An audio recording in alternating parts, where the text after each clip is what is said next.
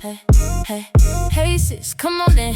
Pull up a seat. Got real life stories and some truth on repeat. From love and heartbreak to the single mom grind, we're lifting each other up one conversation at a time. Sis, let's talk, yeah, we're keeping it real. About love, life, healing, and how we feel. No judgment here, just a place to belong. So grab your coffee, sis, and sing along. You're listening to Sis, Let's Talk with Steph, where real women have real conversations.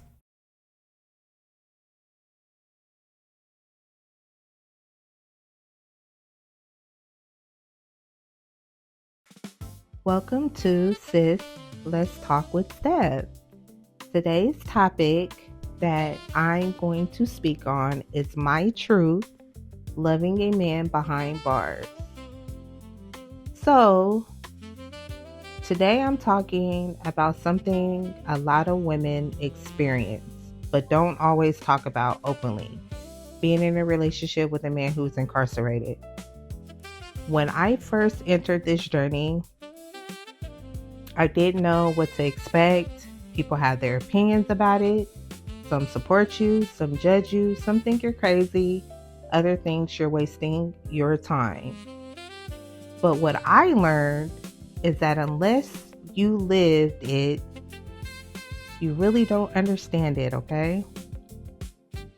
Being with someone in prison isn't like a traditional relationship where you guys plan dates, which, you can plan dates, like have like a movie night to where you download a movie, they download a movie, you guys watch it, pick a day and a time where you both are free. You're sitting on the phone for 30 minutes or however long the calls are, because a lot of prisons is different. And you sit on the phone or some prisons, you can be on a video visit and y'all can watch the movie together and look at each other at the same time. So, depending on the circumstance and the situation and the person that you're dealing with and the prison that they're in, that, you can plan dates, but you can't go nowhere with them. Like, you can't go to the grocery store spontaneously or just go to the mall spontaneously to go shopping. It's not like you can just really go to sleep with them next to you at night. Everything requires patience when you're dealing with a man that's in prison. You also learn how much a phone call can mean to you. You learn how much a letter can mean to you. You learn how much hearing I love you after a hard day, in the morning when you answer the collect call, when you go to sleep at night and you hear I love you. And that means a lot, But it's not always easy. There are moments of loneliness because, you can't really be affectionate with them. You can't hug them. You can't, unless you go to a visit. But even that's limited. You can't really touch on them. You can't really be affectionate. You can't really show them the love that you want to show them if they weren't incarcerated. You know what I mean? There are moments when you question things. You question if they're really standing on what they say, and are they going to stand on what they say when they get out of prison? And sometimes you want to believe what they tell you, and sometimes the things that they tell you, you're very doubtful, you're very iffy. Sometimes there's red flags, and sometimes we be so in love from the jail talk and all that to where we fall in love. We overlook it, we doubt it, because other people keep telling us it's jail talk, from them jail talking you, and they're going to use you, they're going to take advantage of you. But a lot of them, you have to understand, a lot of them are in there and they read books. They have a library and they got people that can send them books. They read books on how to manipulate, how to be a narcissist, how to love bomb a woman. They know how to do all that because they're in prison. I mean, what else can they do? They sit around men all day. You feel me? And I mean, why not read a book? Why not know how to get in somebody's mind? So we ignore the red flags. We ignore a lot of things that they say. We don't really feel like it's jail talk because that's what other people want us to believe. But we feel like, well, they don't really come off like that. They don't show that. So we believe it. You know, some of the women get so deep into their relationship with a incarcerated man to where they will go and marry him and they will have kids with him, and they realize that all of it was fake and phony just so they can have somewhere to parole to, just so it can look good for the people that they have to go up when their board hearing is up. They got to make it look good for the parole board. They have to make it look good for their parole officer. They have to make everything look good for them to get approved of getting out. So, and a lot of them, you learn quickly that love isn't enough. You know, telling you that they love you, telling them that, you know, telling you everything that you want to hear, and them not knowing how to tell you the truth, and the communication is very poorly, the consistent become very poorly, and that's when you have to understand the both sides of it. Now, I'm not saying that there's not a real men that are incarcerated that will stand on everything he say when he gets, you know, out and while he's in there.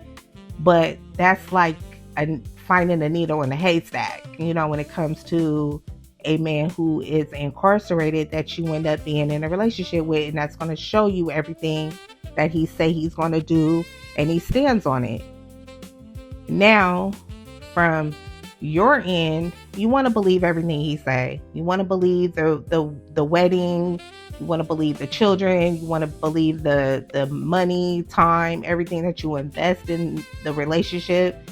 You want to believe that it's honest communication. And when you get so deep up in it, you realize you got played. You realize you did fall for the jail talk.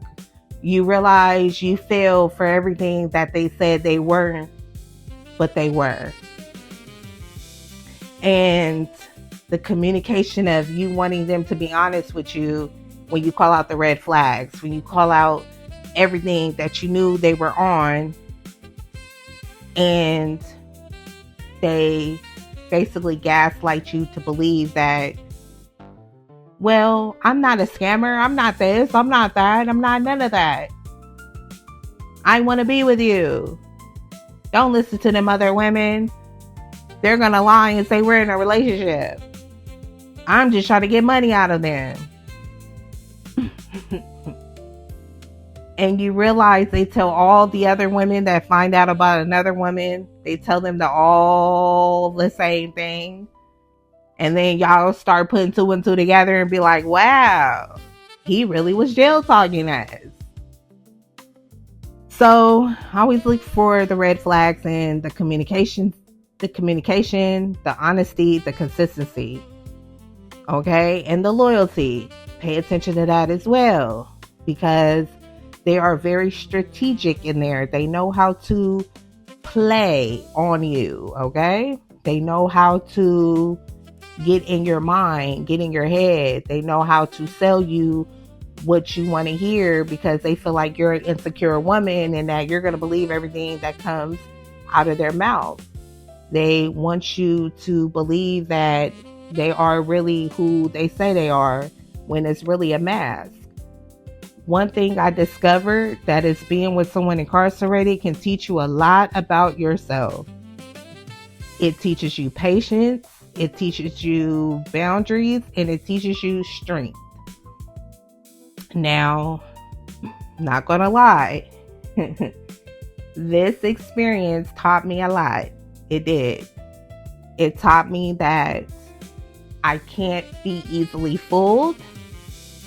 I learned to be patient to see if a motherfucker was going to tell me the truth, and that's going to be honest with me. And it also taught me boundaries, because I let them know, you overstep my boundary, I'm sorry, but I'm out. These other women, they may not have boundaries. You may be able to play on their intelligence. You may be able to play on their feelings. You may be able to play on them, but you can't play on me. I'm going to set boundaries. And once you set boundaries, that's when the masks fall off, and that's when they show you who they really are and what their intentions are. That's what I learned. It's teaching you what you're willing to accept and what you're no longer willing to tolerate. I wasn't willing to tolerate disrespect, disloyalty, selling me a dream, lying to me, deceiving me, manipulating me. You can't finesse me.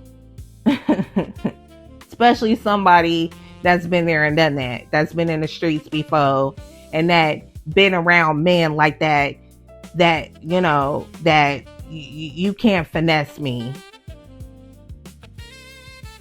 Okay? You cannot finesse me, baby. I smell you before you even come out your mouth. You can't finesse me. That's why manipulators, narcissists, they run from a woman like me, because I smell it already all over her. And that's why they go run to a weaker woman that they can take advantage of, that they can be narcissistic with, that doesn't set boundaries, that's willing to accept their behavior, that's willing to accept everything. Long as they know how to be like, oh, I love you, and this, that, and the third, and I just want to be with you and only you and nobody else. And they believe it. Them type of women will believe it. And once they believe it, they be like, oh, okay, well, I'm going to stay because you said that. And they believe it. They believe they're the only one, when it's really not. I mean, some of them, yeah. Some of them, nah. I don't know. But I just know what I know. Okay? I've learned that everybody's story is different. Some people find genuine love. Like I said, that's finding a needle in a haystack. Some people find heartbreak, which a lot of women on TikTok, YouTube, Facebook, a lot of them share their stories on dealing with a man who's incarcerated. And they told their story of what they had to deal with, what they faced, and what truths that they discovered after the man got out of prison, that he did not stand on nothing that he promised. He didn't stand on anything he was selling her. She fell for the jail talk. And there are some women that found their soulmate in there, that did marry them, that were loyal to them, that did do everything they say they were going to do. And there is a lot of success stories. I mean, there's a lot of people who grew a family, built a family, got married, had a big, beautiful wedding, and beautiful couples making beautiful babies. So, congratulations to them. They found a real one, okay? No matter where you stand on prison relationships, the reality is that there are thousands of women working up every day trying to navigate these same emotions. The waiting, the wondering, the hoping, the planning for a future that isn't there yet. For me, the journey has been filled with lessons that I learned, some beautiful things I've learned, and some painful things that I've learned. But every lesson has taught me something about my worth, my boundaries, and the kind of love I deserve. Okay? I learned my worth. I learned my value. and I learned what I deserved. It didn't take this relationship, but it took me to deal with some bad apples for me to get to this place of dealing with a man that's incarcerated. That no matter if it's a man that's incarcerated or not incarcerated, I learned